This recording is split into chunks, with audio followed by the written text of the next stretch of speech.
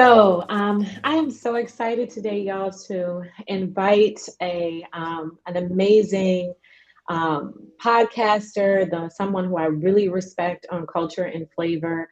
Where this is going to be a special episode, a double episode. I have been following Joseph Baba Ifa, who is a Babalao from Miami, for quite some time. I've learned so much about Ifa and the orishas just from his podcast. And I really think that he's transforming how we learn about African traditional spirituality by hosting a podcast that is in English. A lot of times when you learn about Ifa, it's either in Yoruba or it's in Spanish. So for his podcast, I think he's reaching a lot of new initiates, a lot of people who are interested in Yoruba Lukumi traditions from Cuba, as well as 𝘃𝗍𝗃𝗍 from Nigeria. And I'm just super excited to have him on this podcast on culture and flavor. So like I said, this is going to be a special episode. Joseph Baba Ifa has about 20 years of experience in the Ifa and Orisha culture. He was born in Hialeah, Miami. He is considered to be one of the foremost scholars and one of the foremost practitioners of Ifa and Orisha in the United States. He was exposed to Ifa at a very young age, and through countless experiences spans over 2 decades, Baba has been able to identify key topics that will help us on our Ifa journey. So welcome to Culture and Flavor. Ibori Oh, Zella, thank you so much for such a lovely introduction and having me. And my regards to your viewership on culture and flavor. Needless to say, we here on Our Roots are very excited to do this collaboration with you guys and touch on some great topics so everybody can benefit. Thank you so much. Thank you so much. So I did have in a previous podcast, Madame Barbara Trevine, who talked a little bit about Vodun and food. We talked a lot about Marie Laveau and how she would bring food to the prisons and to different people, just and then ceremony. And I really wanted to start talking about Ifa and food. I see a lot, social media has really, put out a lot of information on ceremonies, on giving food to different orishas. And just even here in New Orleans, I see people all the time, doing ceremonies and bringing food to Congo Square and being in practice. And I wanted to really get into depth about the role that food plays in Ifa. And I would love for you to talk about some of the patakis, some of the ebo, some of the adimus that you can possibly share with us that kind of paint a picture on what Ifa is and how food plays an integral role in being a practitioner of Ifa. And what is Ifa? Absolutely. So definitely going to be a complex answer there. To begin with, Ifa is a spiritual system or philosophy divination system that comes from West Africa, specifically Nigeria, specifically Yoruba land, spanning from places like Lagos, Oyo, Oshobo, all of the various city states within Nigeria. Ifa is accepted and practiced, and its priests, the Babalawos, are present and revered in all of the city states because each city state worships a different orisha, but there are a couple orishas that transcend location. One of them is Eshu, or 𝗃𝗏𝗏 as he's popularly known as now, and of course Orumila. So these are the two orishas you're going to see all over the place, right? So that's to begin with what Ifa is. When we're talking about how integral food is integral to Ifa the same way it is integral to the body. And to really start to understand how important food is, we have to go back to the Yoruba culture in general. It's based on respect. It's based on courtesies. It's based on a process. You see your elders, you hit the floor in 𝗃𝗏𝗶𝗍, as it's known, which is basically you prostrating yourself and providing that respect. Then after that, we sit and eat and commune together, where no one gets up from the table until the elder is completely finished, whether that's him eating, telling a story, invoking a verse. It's completely contingent upon him or her, depending on the case, running the table. The table in itself is a deity. When we look at the Odu of Baba Ijobe, it speaks of the sacredness of the table, right? Where the table actually went for divination. And it was pretty ironic because the table isn't the modern one that we're used to, the wooden square with the four legs. It's the ate, or eni, as it's known, which is the 𝗃𝗏, or the straw mat, right? What ended up happening was there was a succession of beings and deities who did not perform sacrifice, with the mat being one of them, where earth didn't perform sacrifice, so the mat dominated it. Mat didn't perform sacrifice, so food dominated it. And then the king dominated it. Then the crown dominated it, and ultimately the only one who performed sacrifice was the fly, which is why Ifa says in the 𝗃𝗶𝗸𝗶𝗲, the real king is the fly, because he's the only one that can sit on the head of a king and not get swatted, right? So just going back to that pataki and seeing how the process elevates and seeing how the hierarchy works, you can only imagine, if we're talking about the importance of the people in this process, how the food is going to be offered, right? When we look at even the process of initiating a new babalawo, the monumental moment or public moment is the table, where all of the brothers sit down, everybody is served in order from eldest to youngest with the new initiate. At the very beginning, the 𝗃𝗏𝗃𝗏 provides the food in ceremonial fashion. Each item is sung to, right? And we don't move until everybody's done. And then once it's done, the process of ceremonially removing everything, providing the leftovers to an orisha known as 𝘃𝗶𝗱𝗏, so that we always have a moment to be able to eat and congregate and whatnot. And then, we're able to proceed and get up from the table without 𝗃𝗀, or death, consuming us. Because in the 𝗃𝗶𝗶𝗃𝗏, it says that around every ceremonial table, death is always trying to find a seat because he's always hungry. So we move in a very, strict and almost militant fashion to be able to get it out of this ceremony alive. So it just lets you know the magnitude of spiritually what we're working with in any of these processes, and they're all centered around the table. When we talk about the cuisine and the importance of it all, we have to go right back to Yoruba culture. All of the foods that are offered to the orishas are the same foods that originally the Yoruba people consumed, beginning with the condiments, whether it's red palm oil, for the majority of the orishas who don't have it as a taboo. Then we have Ōbàtálà's case, where he prefers shea butter. Really can't stand red palm oil, avoids salt, can't have palm wine. The honey that's so, associated with Oshun, all of these condiments that ultimately lead into main plates, whether it's the amala, which is made out of the full yam, which is who's very partial of that is Shango. The snails that are offered to Ōbàtálà, egusi soup, which is the watermelon soup, where Orunmila is very partial to that. The fish, the rat, which is actually consumed. Ifa is a huge fan of that, along with eshu. The various fruits, whether it's the bananas that could be offered to Ajé that is known as Ogedeo the other, bananas that are offered to Shango, the watermelon to Ogun. You begin to realize that all of these things are nothing more than a reflection of the gastronomy that these people have consumed for thousands of years. Where you see a huge change is after the transatlantic diaspora occurred, you begin to see the Creole, Spanish influenced dishes that are now being served to the orisha that in essence are the same, but definitely have a different flavor. Where maybe in Yoruba land they were offering white yam to Ōbàtálà. In Cuba, they were offering, sweet rice and milk, different types of desserts. The oshin to Oshun changed from, a fritter to an omelet in the New World. So all of them are based in literature and scripture, and all are legitimate, but you're definitely going to notice a difference.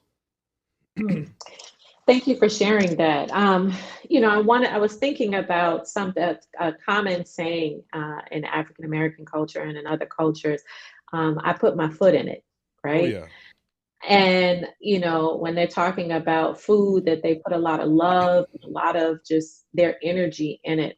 Can you talk about any batakis? I'm thinking about Oba and just how she sacrificed her ear to to feed Shango and try to show love towards him. Are there any patakis that you can talk about that really talks about sacrifice and love in their food?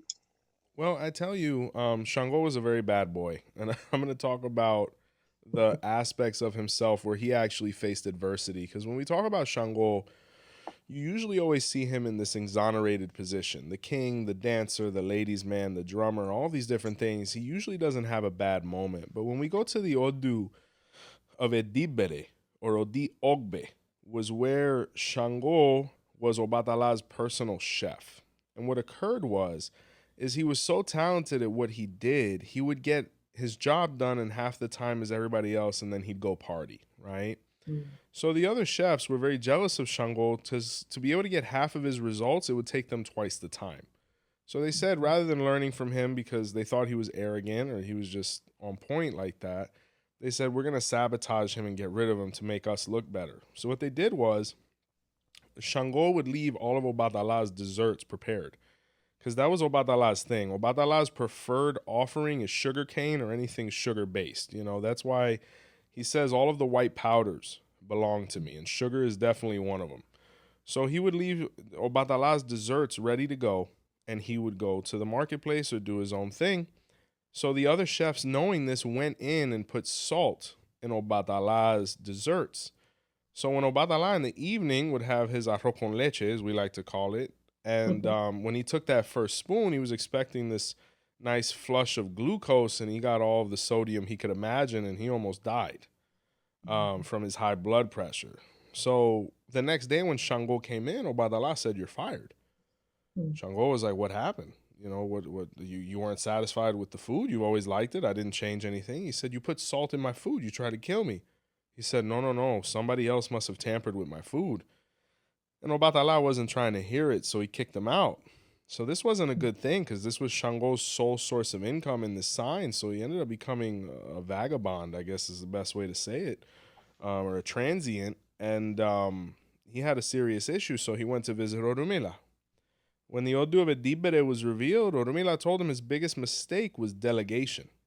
He could not delegate certain things. He couldn't put people in a position to destroy him. So Shango said, "Well, what do I do now?" And Orunmila told him he needed to perform sacrifice with fruits or ebo, and then go to the marketplace and act like he was very busy. So when he went to the marketplace, 𝗿𝗶𝗸𝗲 was taking a random stroll, and he saw his old chef Shango running around like a madman, buying fruit and selling fruit and just doing a bunch of different things. 𝗿𝗶𝗸𝗲 went up to him and said, "You know, what do you got going on?" He said, 𝗿𝗶𝗸𝗲, "I really don't have time to talk to you. You know, I got clients. I'm doing my thing. You know, I just, you know, whatever happened with us is okay, but I got other things going on." And 𝗿𝗶𝗸𝗲 quickly realized, he said, a man that works this hard would never sabotage his own work. There has to be something out of the ordinary here, where 𝗿𝗶𝗸𝗲 told him, "I really never believed that you would hurt me. But, you know, so many people spoke against you and you had no evidence to defend yourself." And Shango said, "Well, I'll go back if you want me to, but you got to pay me double and you have to fire everybody and I have to pick my own crew." And 𝗿𝗶𝗸𝗲 said, "If you make me the best arroz con leche ever, the job is yours." And Shango put his feet in it. It wasn't just one, it was both. And when 𝗿𝗶𝗸𝗲 consumed it, he said, "I can't live without this guy's food." So he went back, he fired everybody, he put Shango as the head of his kitchen. And from then on, Shango learned that even if you are talented, you have to put extra effort in. You have to constantly be honing your craft, refining your craft. He loved 𝗿𝗶𝗸𝗲. 𝗿𝗶𝗸𝗲 was his father. And he would put a lot of effort into it. And by nature, the children of Shango are usually excellent culinary artists. So that's just one of many examples of how cooking really played a role in each of the orishas' lives. But they all kind of had a moment where they were preparing something to eat because, you know, it's the basis of life. But that was Shango's story in 𝗿𝗲𝗿𝗍𝗍.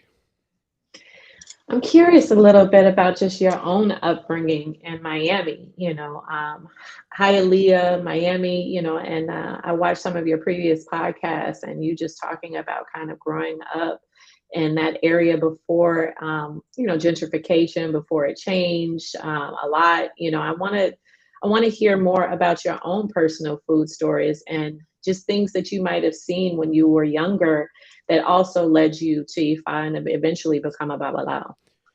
It's interesting because the first, I think, interaction I had with Ifa had to do with food. I remember as a young boy, you know, and these aren't always the best things for us from a health standpoint. I think a big traumatic experience for me was realizing we're not meant to eat guava pastries every day. We're not meant to drink 4 𝗲𝗏𝗃 a day. You know, the pork isn't the best thing for us, but you know, that's our comfort food. That's what resonates with us as far as, you know, the women cooking. And we begin to realize that a lot of our gastronomy comes from the oppression we went through as slaves, you know, when we Mm, look at what's common, whether it's in the African American culture or, you know, in the Cuban American culture, you see the pork is very prevalent. You know, whether it's collards, whether it's with us, you know, the dirty rice, you know, we were really mhm, able to turn really the leftovers into the main course, you know. So when you become a little more conscious and you try to lead a healthier lifestyle, you realize you can't have that every day. So, but when I was having it every day, you know, in the Cuban culture, we like to feed our kids a lot because for some reason we're scared they're going to go hungry at school. Every morning, you know, there was a pot of coffee brewing. Coffee is in the 𝗿𝗲𝗍𝗶𝗍. It's a very big ingredient in Ifa. You know, the pastries, you know, whether it was the cheese or the 𝗃𝗶𝗱𝗏𝗃𝗀𝗃𝗍, the meat pastries. I mean, the Cuban bread back then was amazing because they used to make it with lard. So that stuff would mm, just melt in your mouth, you know, and just thinking about what mhm, lard is now, it's not the best thing, but you know, it's something you're willing to die for, I guess. mhm, But you mhm. know, every day, I mean, you know, my grandmother, these women, these matriarchs, that I love so much, and it makes me emotional because they would feed us, and you see my uncles show up, you know, our family, we'd eat together. And now looking back at it, it wasn't the most expensive stuff. I think my favorite plate of all time is literally meat and potatoes, or carne con papa as it's known. And my grandmother would make it like nobody's business. So I mean, things like that, it's things you really reminisce on and you fall in love with, and they make you think of these amazing people that really every day made sure you were okay. So, but as far as like how food got me into orisha, the first time I ever really saw orisha culture in my home, there was a pumpkin, right? It was Mm, covered in honey and sprinkles, and it was in front of an Our Lady of Charity, or 𝗃𝗍𝗃𝗃 as we called it. And I remember looking at it, I was like, man, I love pumpkin because when I was a kid, they used to blend it and boil it, and you know, it was very mhm, natural. I never had a Gerber or anything like that. That was unheard of. My grandmother wouldn't let none of that come through the door. So, and she had the time to do it. By the grace of God, she was in a position she could stay home. So, you know, when I saw the pumpkin, I saw it in front of this deity or this saint as we knew it. And I'm looking at it, I'm like, man, that looks so interesting and beautiful. I want to know more about whatever that is. And I remember I talked to my grandmother's sister. I'm like, what is that? And she said, you know, don't ask too many questions. You know, it's this, it's that. And I'm like, okay. But little by little, that curiosity just grows. And ironically, La Caridad de Cobre or Oshun ended up being the orisha I'm initiated into. So it mhm, really, I have to say, that was the first experience where I'm like, we're not the regular Roman Catholic, Cuban, Hialeah family. There's something else with us. And it was a lot of undertones. I remember every 31st of December, we'd be getting smacked with some meat, like a nice big red raw steak, and it'd have red palm oil on it. You know, we'd clean all of ourselves with it. You know, everybody in the house was smelling like meat. But mhm. it was all centered ultimately around food. You know, it really is the basis of give and receive. What do you give? You give that which is most necessary, that which is most prized, and there's nothing more than that than sustenance. So that food was really the first step. On social media, there's so much information that's being passed around, and people who practice different religions and traditions, but especially in Ifa culture, there is, this information that's being put out there on, offerings and which offering goes to which orisha, which offering goes to which egun. Can you talk a little bit about that and just some of the misinformation that's out there? Because it's you don't know sometimes who it's coming from, and some people are doing these things but not necessarily knowing, you know is this the correct information? Absolutely. I think, you know, the information wave that happened during COVID, a lot of it is good because there's a lot of information going out now where people were really scrounging for it. It's in your face now. So it's giving people a lot of opportunity to be able to, you know, identify whether Ifa is for them or how to at least get started. I will say that Ifa, though, no matter how present it is on the internet, is not an internet spirituality because there's always going to be nuances and details you're not going to be able to get from a video. whether it's being provided by an initiated person or not, right? I think the biggest misconceptions with Ifa are those that aren't as commercial. When we talk about offerings, not all of Ifa's offerings are mainstream. When we talk about dog sacrifice to Ogun, when we're talking about Oshun being the most beautiful and, aesthetic orisha, eating a goat, we're going through those kind of processes. That's when you really separate who's really interested in Ifa from a liturgical standpoint or more of a commercial standpoint, right? But I think those are the biggest misconceptions right now is that the orishas always look pretty, that they're always going to be pristine. And I think part of that comes from the new world. When you look at the soup tureens and things like that, they're nothing short of beautiful, but the orishas actually live in the first plate ever, which is the igba or the gourd, right? And sometimes you have to leave an offering on top of an orisha until it rots.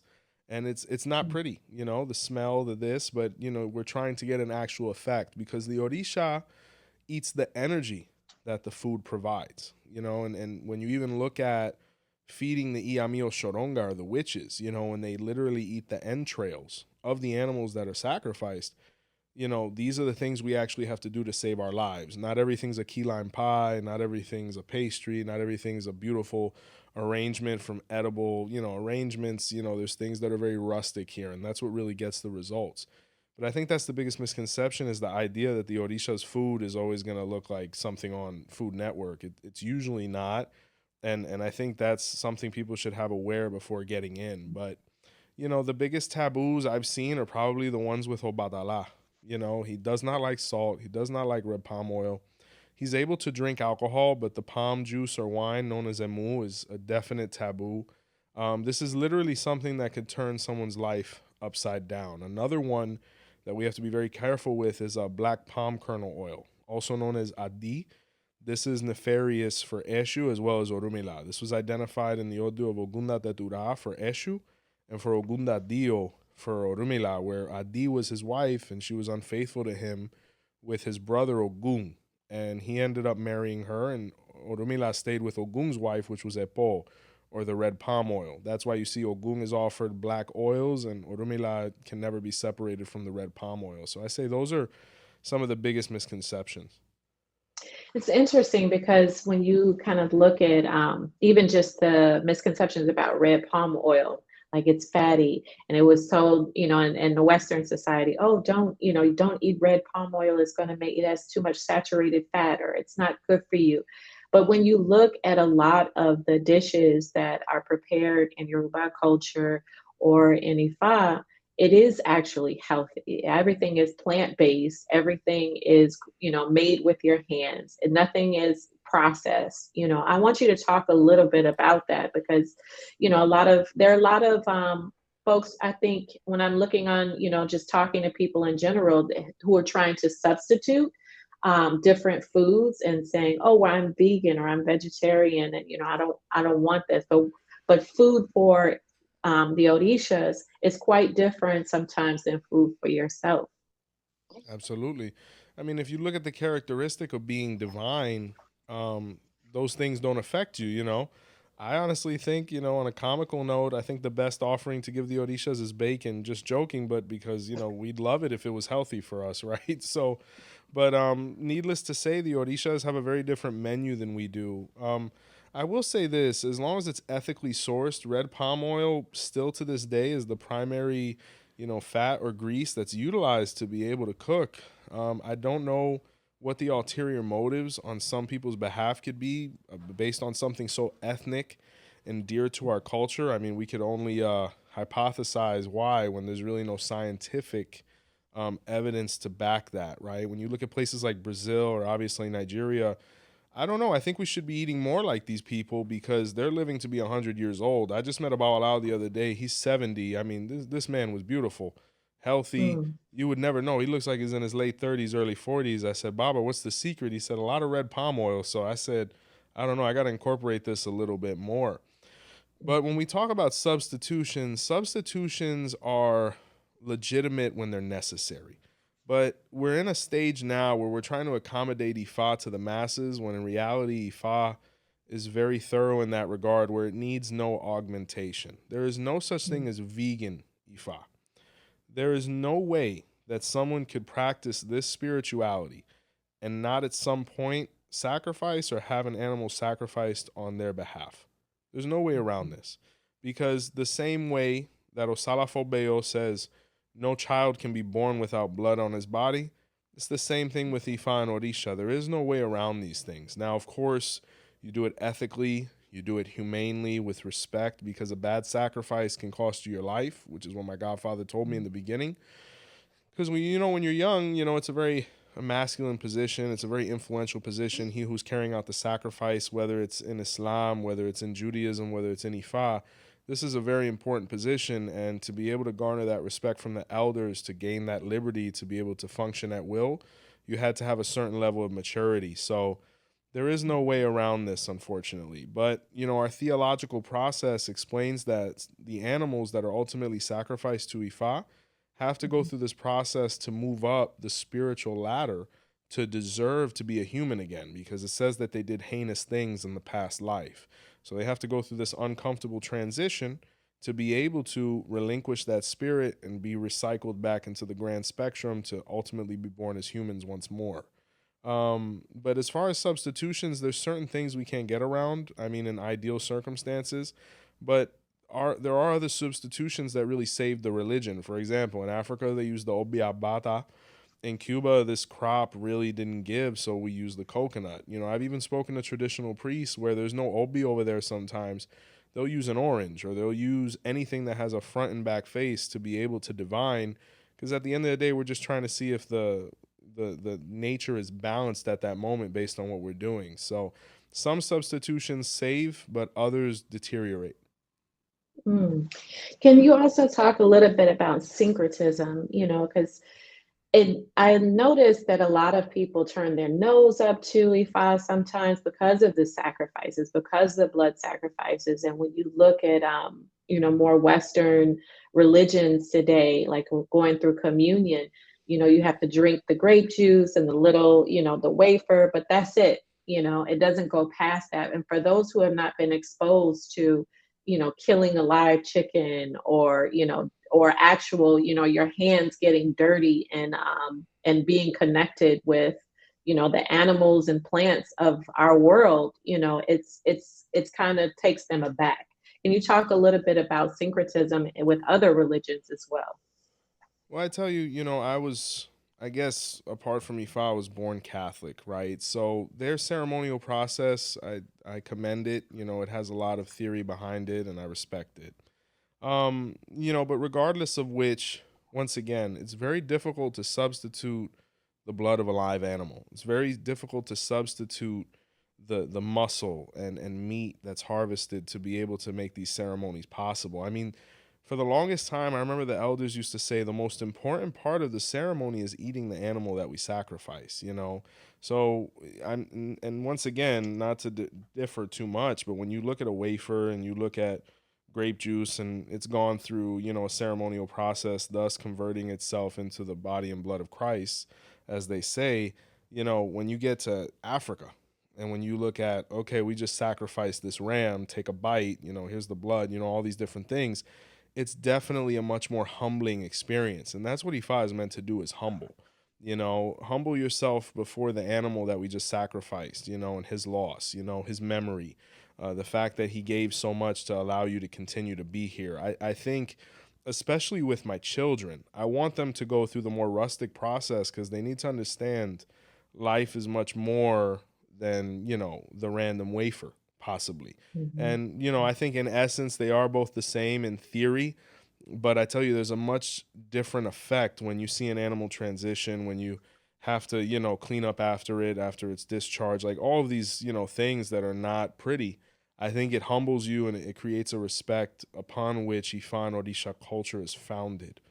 Syncretism, it's something that I think was necessary to be able to survive. I mean, when you have our ancestors being oppressed and killed, for not assimilating a new spiritual system that was as foreign to them as can be, this was nothing short of traumatic. A trauma that we still deal with till this day.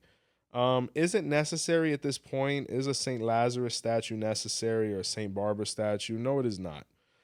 Because Ifa and Orisha was around far before any of those archetypes were identified. Why does someone such as myself still incorporate them without interrupting their Ifa practice? Because it's what I grew up seeing. I think it's Mhm. ironic that the first step towards Ifa mentally for me was a statue of Our Lady of Charity. So, mind you, it doesn't play any ceremonial role whatsoever, but it makes me happy and it makes me comfortable and it's cultural.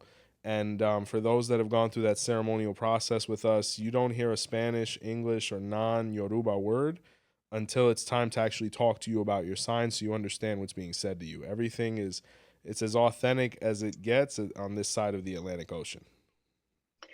So I also wanted to talk a little bit about just differences in opinion and beliefs. And you as a Babala would love, just your thoughts on this. I think Cuban culture and Cubans migrating to the diaspora, bringing Yoruba Lukumi practices has really opened up, other cultures to learn more about Ifa or get initiated. But yet in Nigeria, places like Nigeria, it's still some really look down upon it. I think I remember seeing recently Kehlani had a song called Altar, and she posted on her Instagram page. And it was really interesting, just some of the comments of people who don't necessarily understand what Ifa is, or those who do in Nigeria, but yet, it isn't something that they want to partake in and they look at it as juju or things of that nature. But yet in Cuba, it's open, it's unapologetic. In Brazil and Bahia, it's open and unapologetic. And really in the United States, it's growing. And I would love to hear your opinion on that. Well, I will say this: Africa is the motherland. I love all of our 𝘃𝗂𝗃𝗃 brothers and sisters. I think their practice is beautiful, obviously authentic, obviously entrenched in so much tradition, is what 𝘃𝗃𝗃 denotes by way of word. But the Ifa that has spread globally is the Afro-Cuban Ifa, and it was Mhm. under circumstances that were oh so painful. Had it not been for the slave trade, Ifa would have never made it out of Africa, presumably. It was through this horrible process that we were able to migrate, and we migrated to Cuba. This was in the 𝗀𝗲𝗶𝗍. It speaks of the this process as well as 𝗀𝗲𝗵𝗏𝗏. And once we arrive in Cuba, after going through it for a good 400 years, communism takes over. The Mariel happens, 1980. And just like that, we are spread across the world, where practitioners ended up in the United States or in Europe or in Arabia or wherever it may be. It was through these processes that Olodumare saw fit that the Ifa that would expand throughout the world and be the most practiced till this day is Afro-Cuban Lukumi Ifa. So, as painful as it was, and unfortunately, divine processes have to be sought out painfully or taken about painfully, it is the one that ultimately was spread and has ultimately been the reason why people have gone back to 𝘃𝗃𝗃. Because a lot of the people who practice 𝘃𝗃𝗃 at one point practiced Lukumi Ifa, right? Mhm. So when we talk about legitimacy, the thing is this is to understand that the core context of what we're doing is the same. What really changes is the verses we use, the tools we use.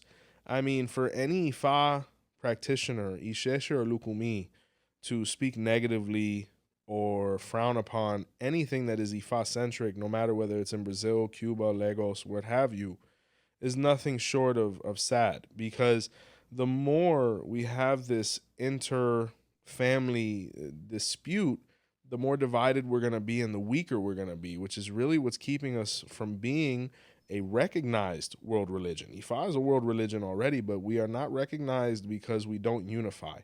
And what I think is that on the themes that we don't agree on, we should avoid. We talk about Mhm. Lukumi Bawalaos being raised in a system and we don't really have a place to incorporate our sister Yang Ifa. That's perfectly fine. We can Mhm. respect each other, we can salute each other. The same way in, 𝘃𝗃𝗃𝗃 practice, they might not have a place for some of our processes.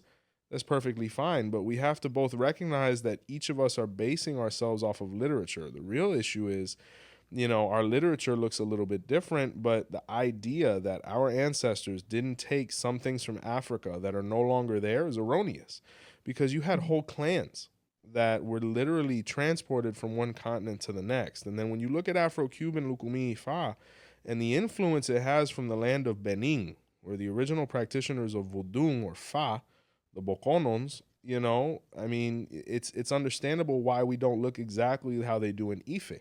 There have been anthropological studies and research investigations done to show how much that clan influenced us and why our tradition is beautiful. And there's no reason to really augment it, but we can always go back home and incorporate things that we might be missing. But also there's things we can offer to Africa as well. I think that's the saddest thing, is that, the idea that 𝘃𝗀𝗎 has nothing to offer, especially when it's the one that has offered to the rest of the world. Mm. Thank you for sharing that. And I'm just thinking also just about how culture spreads, how material culture spreads.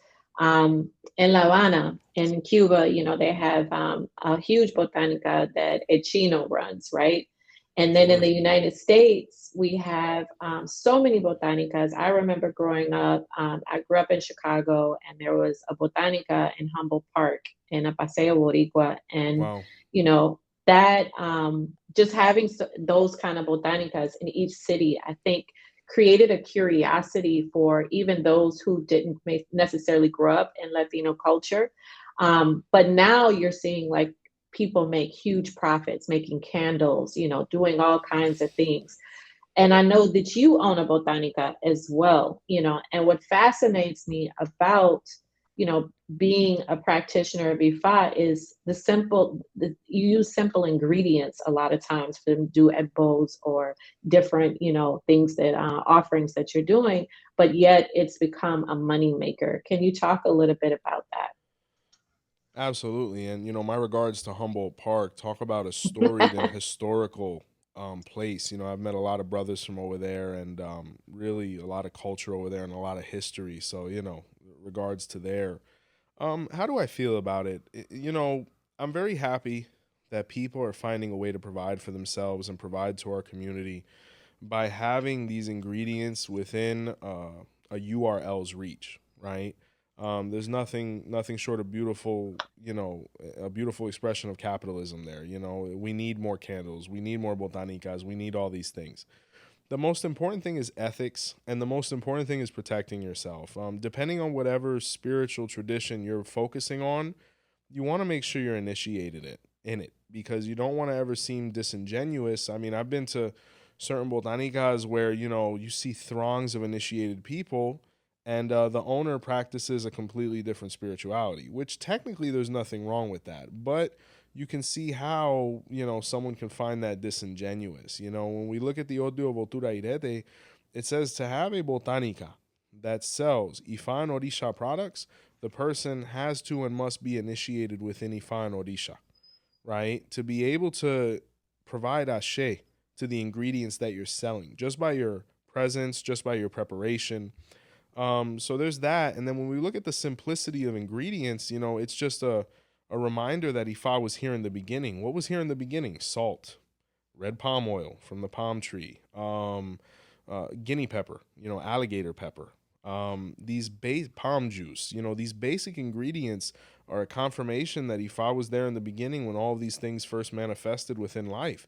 They're all within the scriptures of Ifa. There's not one ingredient within any dish of Ifa or used in any ceremony of Ifa that isn't in original Ifa literature that corroborates it. So I think that's what really pays homage to the originality of it all, and how it was there in the beginning and how effective it is, because there's energy and spirituality within each of these things I've mentioned.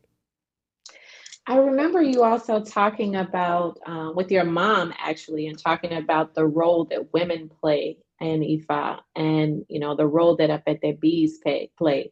I would love for you just to expound upon that, and just the role that they play in preparing the table after a ceremony. The 𝗵𝗸𝗍𝗶 is the most important character in the whole religion, in my opinion. When we talk about role, right, within any ceremony, It's also one of trust.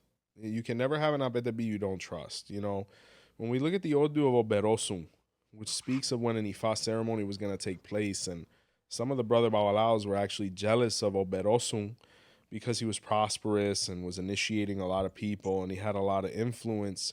They actually tried to poison him or stick a nail in his fish, right? His wife, the 𝗹𝗸𝗶𝗶 who was serving the table, who some people say was Oshun, saw this act of treachery. And before he was going to eat the head of the fish, which belongs to the elder, she warned him and told him. And she saved his life. And he said, from this day forward, nothing. They had like a potluck situation. They said, nothing will ever be served here if it isn't prepared by the 𝗹𝗶𝗶 or served by the 𝗹𝗶𝗶 of the house.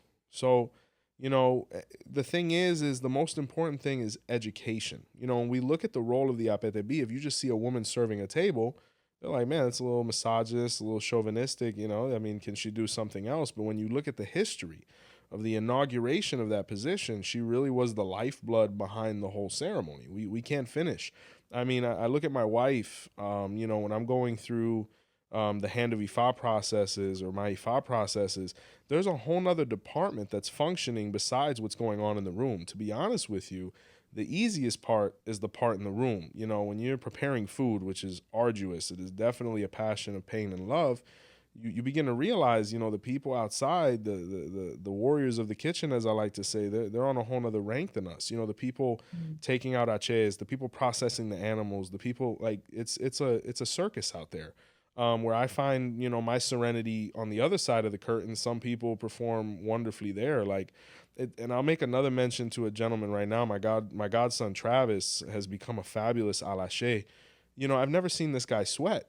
And I'm over here, I'm coming out the room, I'm drenched, and I'm just looking at him, he's like making his own, like he's pounding out the garlic and he's making his own sofrito and I'm looking at him, I'm like, bro, you're over 100-degree stovetops, you don't sweat. He's like, no, Padrino, I'm the way you are in the room. I said, I need to learn how to move like you because you don't perspire, So the role is as important as it is, whether it's the 𝗹𝗶𝗶 or the alache, who is the ceremonial cook.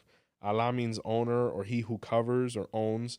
And ashe refers to the ceremonial parts that are put in front of the orisha to be able to realize an ita, to realize a divine conversation.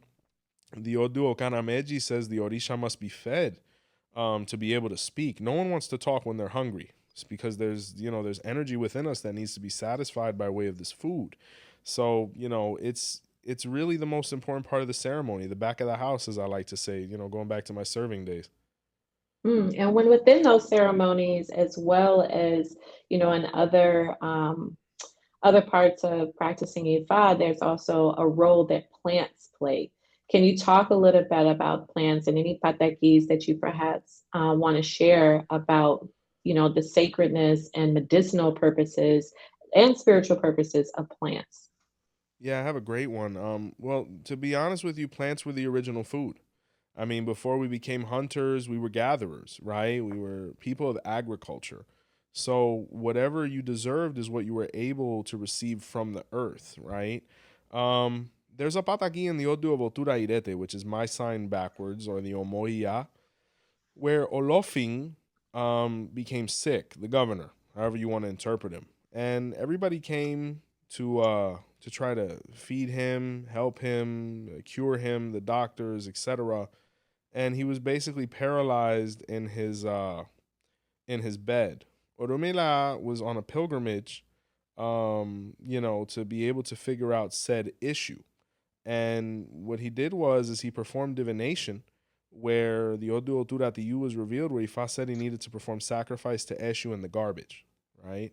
When he did this, he explained that he had been called to Olofing's palace to be able to, cure Olofing, and he had no idea where to begin. The best physicians in the world couldn't figure it out, and they were coming to him as a last resort. And 𝘃𝗠 said, oh, don't worry, this plant that only grows near the garbage is what's going to save his life. But none of them paid attention to it because they're a little too ostentatious, and they wouldn't dare come to the dumpster in fear of, dirtying themselves or their fingers. So Rumila took the herb, which was unspecified in the story, and he made his way into Olofing's bedchamber, under the darkness of night in secret, and he fed it to him with a soup made from hens, right? And when Olofing ate it, he immediately jumped up and felt amazing. He said, "Who are you and what have you done?" He said, "I'm Orumila. I've been contracted to save you, and I was able to do it by way of this plant. So, I'm happy you're feeling better." And Olofing made him his personal advisor. Orumila repaid Eshu by bringing him with him as well to be able to always receive his advice and counsel. But it's a perfect example of, when we look at modern medicine, right? Allopathic medicine. It's very pharmaceutically based. Steve Jobs had a very impactful quote where he said, "Eat your food as medicine. If not, you're going to be eating your medicine as food."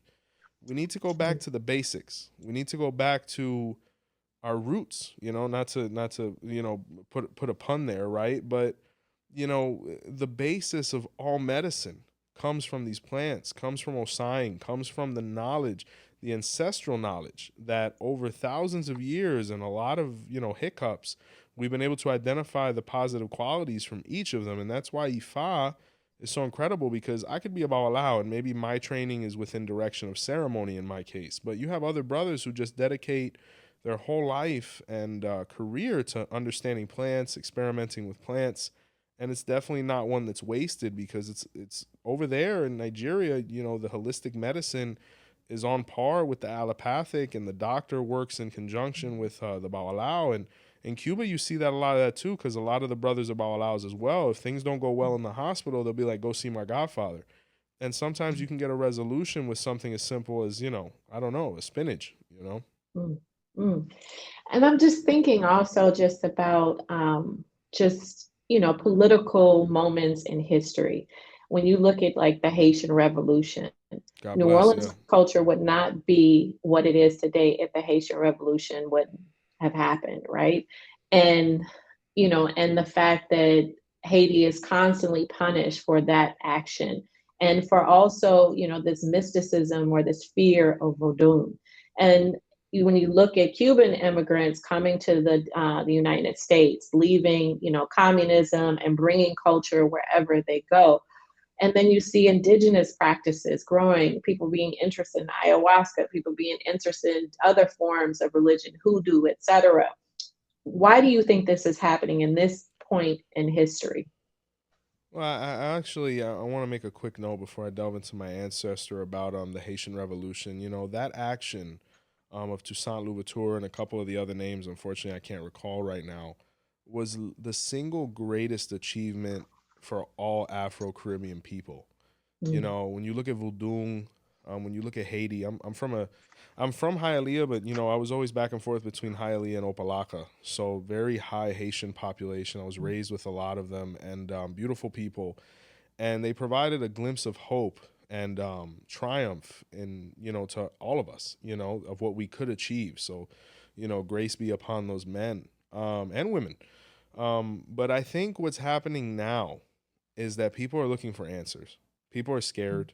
COVID opened a lot of eyes, shut a lot of eyes, and people don't want to take the grain of salt that's on the cracker anymore. People want to find their own answers. People want to take control. People want to go back to their roots.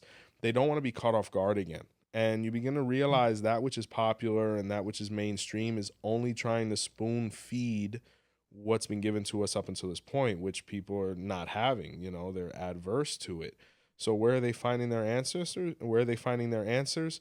In their ancestral beliefs, within hoodoo, within Ifa, within Vodun, all of these things, because they realize that now, how did we survive all these thousands of years before Walgreens was here? that's a And good one. it's scary. It's scary to think, because the human being is an interesting creature, because we are the laziest. We're looking for somebody to provide us the answer so we don't have to think. We don't want to go out and plant a potato and water it until it grows into another one. Ifa says now we're in a stage where there's no other way. We're looking at a stage now. My wife comes to me the other day. She's like, they don't even have to serve real chicken at the restaurants anymore. I said, where are Mhm. we going to end up now? So people don't want that we want what's authentic, we want what's going to give us results, and we have to look at what was here before the Industrial Revolution and what was here before modern man, and it was Ifa and all these other traditions. Mm. I just want to thank you personally for your podcast, Our Roots. For my listeners that are listening, I mean, I think you can learn so much from Our Roots podcast. And what Joseph Baba Ifa is doing is transformative and just really putting out some really important information and just the educational part of it and how cool and smooth he is, him and his wife. I really admire it.